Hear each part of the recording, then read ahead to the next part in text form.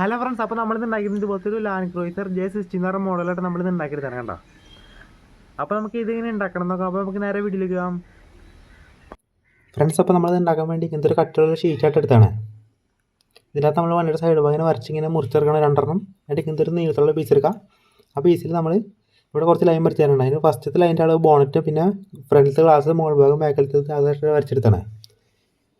അത് കഴിഞ്ഞിട്ട് മോൾ ഭാഗത്ത് ഒരു നീക്കുന്ന ലൈൻ വരച്ചിട്ടുണ്ടാകും. നമ്മളിങ്ങനെ മുറിച്ചെടുക്കാം.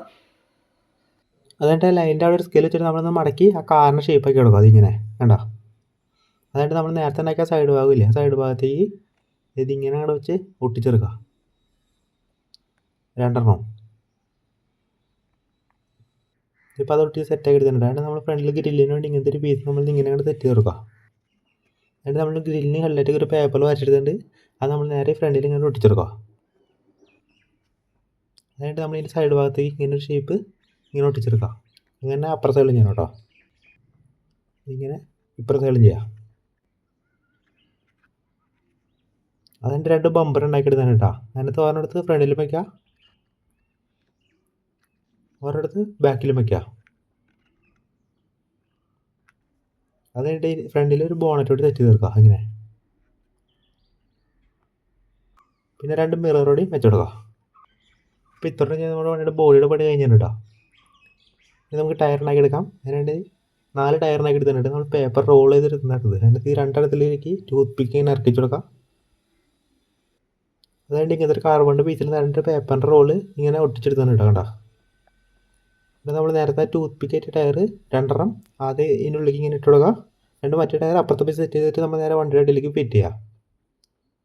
എന്നിട്ട് നമ്മളൊന്ന് പെയിൻറ്റ് ചെയ്തെടുക്കുക.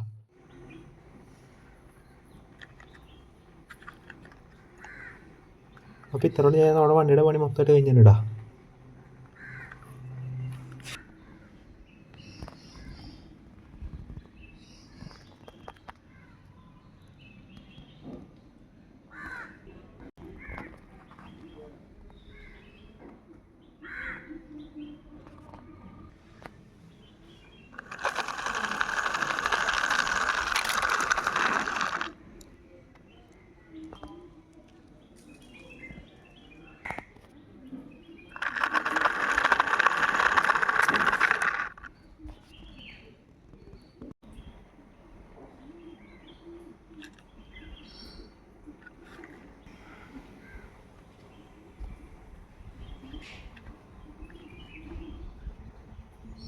ഫ്രണ്ട്സ്, അപ്പോൾ ഈ വീഡിയോ ഇഷ്ടപ്പെട്ട് സബ്സ്ക്രൈബ് ചെയ്യുക. പിന്നെ ഈ സാധനം ഉണ്ട് നമ്മുടെ, അപ്പോൾ നമുക്ക് അടുത്തെടുക്കണം.